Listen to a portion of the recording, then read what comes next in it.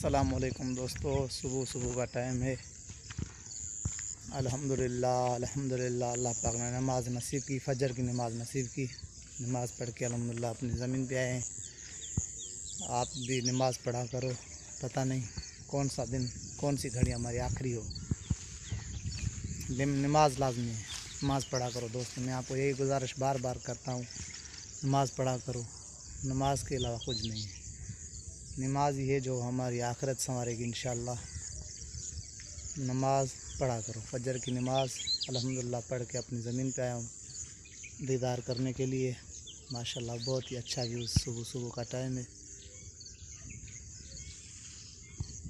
और सुनो दोस्तों, कैसे हो आप? अल्लाह पाक से दुआ करता हूँ, अल्लाह पाक सारे वर्ष को अपने हिफ़्ज़ व अमान में रखे।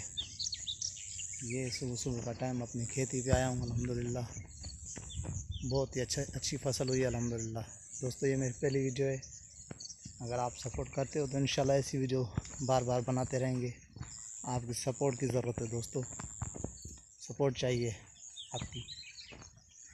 हमारा चैनल सुकून की दुनिया में मैं पहले इस्लामी वीडियो डालता रहा हूँ, इंशाल्लाह आगे भी डालते रहेंगे, अपलोड करते रहेंगे। लेकिन ये मेरी आवाज़ में मेरी पहली वीडियो है। ठीक है दोस्तों, अस्सलाम वालेकुम।